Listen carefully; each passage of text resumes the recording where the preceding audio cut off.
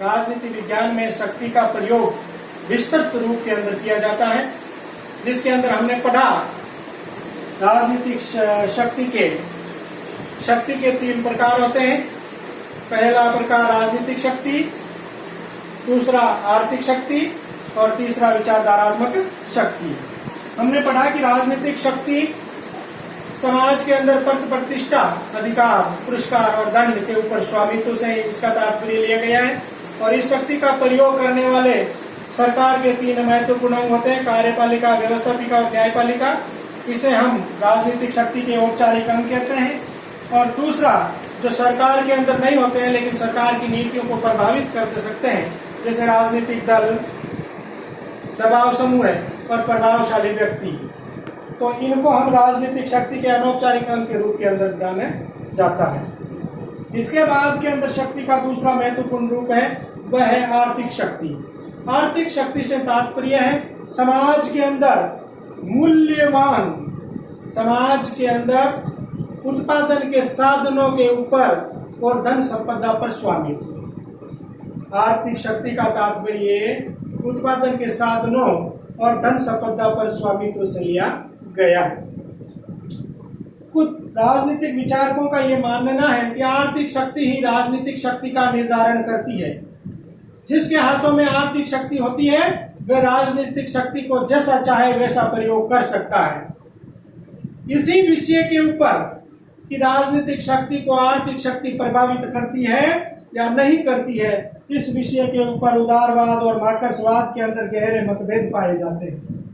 जहां एक तरफ उदारवाद कहता है कि राजनीतिक शक्ति को प्रभावित करने वाला एकमात्र तत्व आर्थिक तत्व नहीं है, इसके अलावा भी समाज के अंदर अनेक तत्व हैं जो राजनीतिक शक्ति को प्रभावित करते हैं। क्यों राजनीति के अंदर केवल लोग पैसे कमाने के लिए नहीं आते, राजनीति में कुछ लोग ऐसे भी आते हैं जो समाज के अंदर जनता की भलाई करना चाहते हैं, समाज का, देश के उत्थान के लिए कार्य करना चाहते हैं। अगर दुनिया के अंदर सारा कुछ आर्थिक पैसे के लिए होता तो एक माँ अपने बेटे को पालने के लिए रुपये मांगती, लेकिन ऐसा नहीं किया जाता है। तो समाज के अंदर उदारवाद का मानना है कि राजनीतिक शक्ति को प्रभावित केवल आर्थिक तत्व ही नहीं करते हैं, बल्कि और भी बहुत सारे तरीके हैं जो समाज के अंदर राजनीतिक शक्ति को प्रभावित करते हैं। दूसरी तरफ मार्क्सवाद कहता है कि संसार की समस्त गतिविधियों को प्रभावित करने का कार्य आर्थिक शक्ति के द्वारा किया जाता है। आर्थिक शक्ति ही वह महाशक्ति है जो संसार की समस्त शक्तियों को प्रभावित करती है। व्यक्ति का दैनिक प्रतिदिन राज्य शासन का हर एक कार्य आर्थिक शक्तियों से, आर्थिक तत्वों से प्रभावित होकर के होता है, और जिसके हाथ में आर्थिक शक्ति होती है वही राजनीतिक शक्ति का मालिक बन जाता है। जो आर्थिक रूप से सक्षम है वो राजनीतिक रूप से भी सक्षम होगा, ऐसा मार्क्सवाद का मानना है। लेकिन हम इतिहास के ऊपर याद करें तो सोवियत संघ के अंदर निजी संपत्ति तो समाप्त कर दिया गया था, फिर भी वहां पर एक नया वर्ग, ताकतवर वर्ग बनकर के निकल के आया था, जो ये साबित करता है कि मार्क्सवाद की जो बात है वो बिल्कुल सत्य नहीं। तीसरी शक्ति है विचारधारात्मक शक्ति। विचारधारात्मक शक्ति से तात्पर्य विचारों के ऐसे समूह से है, ऐसे विचारों का समूह जो दूसरे लोगों का सोचने का, समझने का, काम करने का ढंग अपने विचार के अनुरूप डाल लेता है।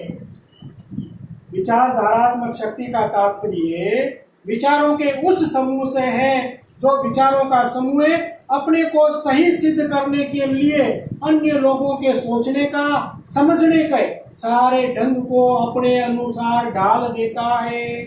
जैसे शासन की विभिन्न विधियों के अनुसार लिया जा सकता है, साम्यवादी शासन व्यवस्था, पूंजीवादी साम्य व्यवस्था, लोकतांत्रिक साम्यवादी व्यवस्था। ये लोग क्या करते हैं, ये लोग अपनी सीख देते हैं, अपनी राजनीतिक व्यवस्था को सर्वश्रेष्ठ स्थापित करने के लिए अपने नागरिकों को ऐसी शिक्षा देते हैं। चीन है, साम्यवादी शासन व्यवस्था है, वो वहां के नागरिकों के सामने ऐसी परिस्थितियां, ऐसे विचार उत्पन्न करेगा, ऐसे विचारों का समूह बनाएगा लोगों के लिए कि लोग ये सोचें कि साम्यवादी विचारधारा व्यवस्था, साम्यवादी राजनीतिक व्यवस्था दुनिया की सर्वश्रेष्ठ राजनीतिक व्यवस्था है।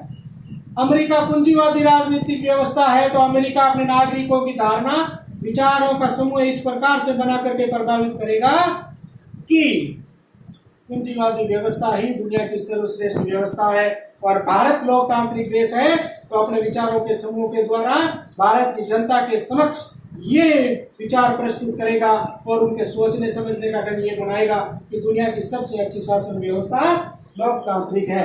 तो दुनिया के सोचने के ढंग को परिवर्तित करके अपने अनुसार सोचने के लिए उनको प्रेरित करती है, वह विचारधारात्मक शक्ति कहलाती है। तो प्रिय बच्चों, राजनीतिक शक्ति के 3 रूप, राजनीति विज्ञान में शक्ति के 3 रूप होते हैं, राजनीतिक शक्ति, आर्थिक शक्ति और विचारधारात्मक शक्ति। इसी के साथ आज का ये वीडियो पूरा हुआ।